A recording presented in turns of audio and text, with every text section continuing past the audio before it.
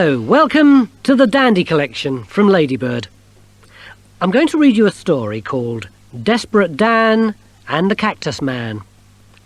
Listen to the story and read along at the same time. It'll be fun. When you hear this sound, you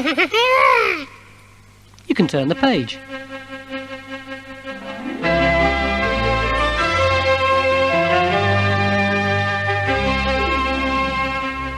Desperate Dan and the Cactus Man. Desperate Dan needed a break. He was used to breaking things, but having a break himself, now that was a different matter.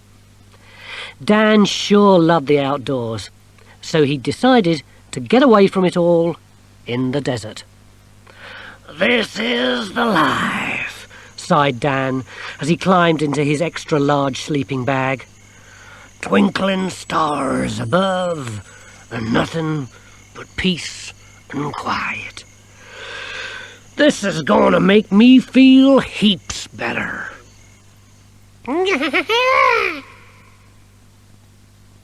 Dan was mighty tired. "I could sleep for days," he yawned, and he started right away, surrounded in the silent desert by all the beautiful cactuses. But wait, one of the cactuses, did it move? Yes, it did. That's because it wasn't a cactus at all. It was one of Dan's dreaded evil enemies, the abominable Cactus Man. So much for peace and quiet.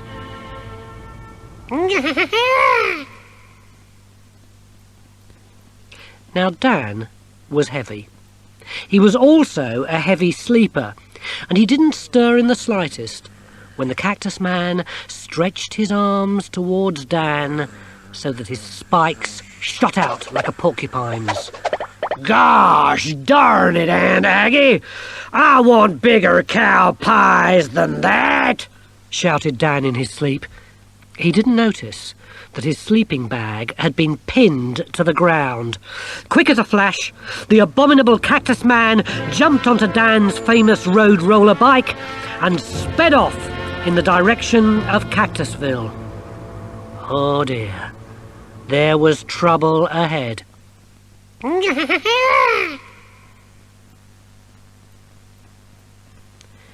Dan's dream made him hungry. He just had to have a midnight feast. But when he woke up, he found that he'd been pinned to the spot. "What in the name of tarnation?" grumbled Dan. "I came here for 40 winks, not 40 spikes. I reckon that creepy Cactus Man's been making a nuisance of himself." Dan took in a big gulp of air, swelled his chest, and then pop, pop, pop. The spikes shot out like a flurry of arrows, leaving Dan with the world's first air-conditioned sleeping bag.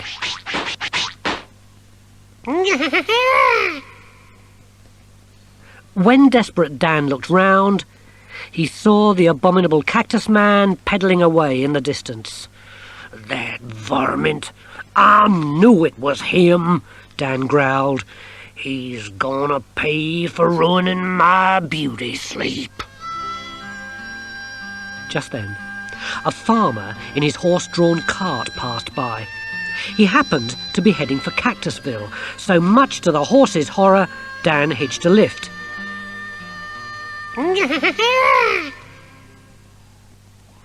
"Gasp!" wheezed the horse. Oh dear, Dan was much too heavy to be pulled. But then he came up with the perfect solution. "Don't you worry, poor horsey," Dan smiled as he unfastened the horse and set him down on the passenger seat. "You just stay there, 'cause Dan's gonna pull the wagon." The farmer was just as pleased as the horse. With Dan up front, he'd get to Cactusville that much quicker.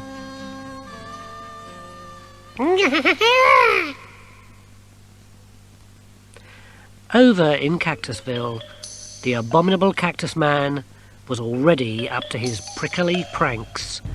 He jabbed the newspaper boy, scattering his papers everywhere. "Spread the news, boy!" he cackled.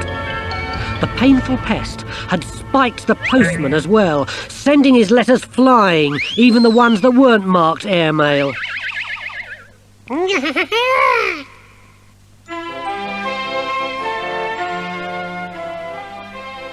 When Dan got to town, he saw that the abominable Cactus Man had got straight to work. There was paper flying everywhere. "That pesky critter, he's spreading litter," fumed Dan. He wanted to get that green-skinned terror and teach him a lesson. The trouble was, in a town full of cactuses, it was extremely hard to find the Cactus Man.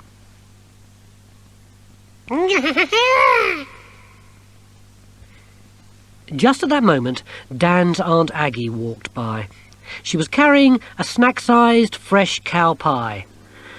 "Another person to menace," thought the Cactus Man, and he jabbed her like the others. A big mistake.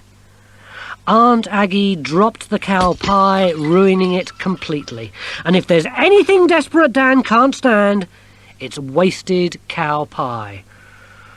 "Rah!" growled Dan as he watched steam pouring from the broken pie.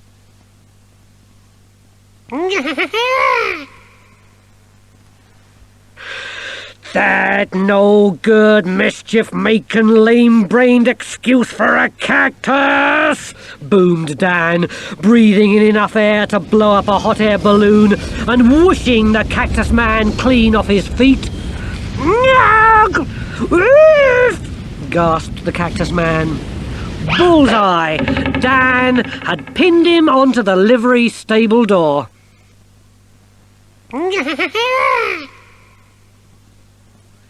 The abominable Cactus Man was stuck to the wood by his own spikes, and he couldn't break free. It isn't good to be stuck somewhere when Dan's really angry. Desperate Dan, still steaming with rage, didn't say a word. "Mercy!"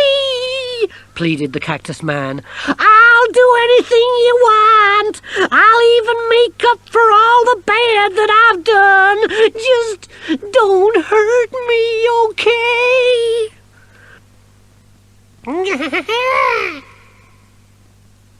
"So, you want to make up for everything, eh?" said Dan.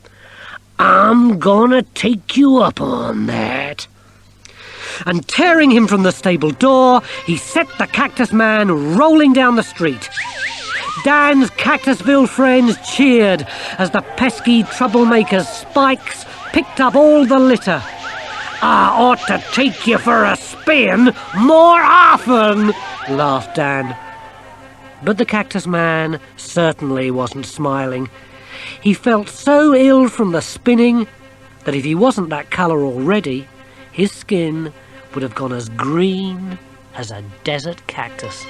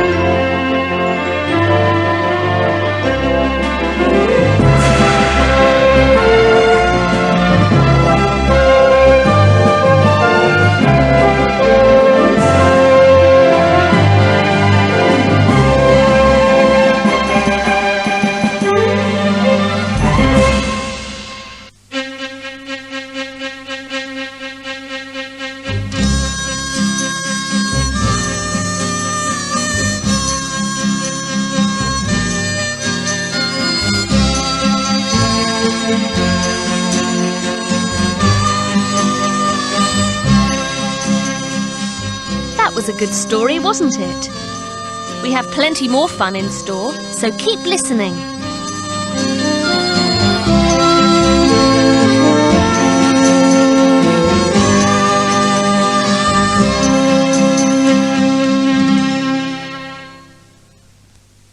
And now, a ballad from the state of Texas in the United States of America.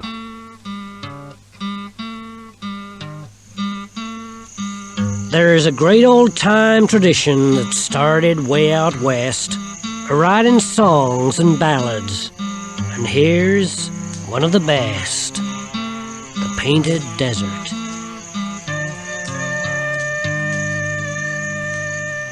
Across the painted desert, a painted cowboy rode, upon a painted pony, along the painted road. Why was that desert painted, and that cowboy too? The answer is, 'cause desperate Dan went courting Sally Sue. That fateful spring a few years since, the world's most sturdy man got bitten by the love bug and hatched a real cute plan. Big Dan, he went a-callin' to impress sweet Sally Sue. She lived up in the desert in a tumble-down lean-to. Now Sal, she was a lady who made sweet cactus jam. He hoped she'd share it with him if he lent a helping hand. Her shack sure needed fixin', the plumbin' crumblin' too, but Dan could see no problem in mending Sal's lean-to. His plan, you see, was simple. He'd make an early start to doing up her dwelling place and win the lady's heart. He tacked up all the woodwork, pushed nails in with his thumb. He patched the leaking water tank with hairs and pine tree gum. Dan set about the plumbing. The old pipes were no use. Then drilled some tree trunks hollow with the antler from a moose. Them trees would be Sweet Sal's new pipes. This plumbing would be fine. So Dan worked through the morning, binding them pipes with twine. But halfway through the plumbing, Dan looked hard at the shack. There sure was something missing. What did that old shack lack? Bright color was the answer. That shack looked awful dull. He'd add a touch of brightness and give Sweet Sue a thrill. He looked and thunk and looked again and thunk and scratched his head. Then with a voice like thunder cried, "I will paint it red." He filled the biggest pipe with paint, then down one end he blew. Out from the pipe a mighty spray of bright red droplets flew. One Dan-sized puff was just enough to make the spray fly fast. It flew straight at the old lean-to. 'Twas flattened by the blast. The spray then reached the swimming pool, too crowded to describe, and in a flash those folks became a whole new redskin tribe. Then, just like thundering rain, it rained red paint for miles and miles. It fell upon Sweet Sally Sue. Blind rage replaced her smiles. Yes, folks, that purty little gal, she really did see red and dumped the load of cactus jam on Dan's embarrassed head. So no more courting Sally Sue. Dan never did go back. She sent him just one letter, the bill for her new shack. Across the painted desert, a painted cowboy rode, upon a painted pony, along the painted road. Now some might say this tale ain't true. How could such strange things be? Don't pay no heed, for I sure know that painted cowboy's me.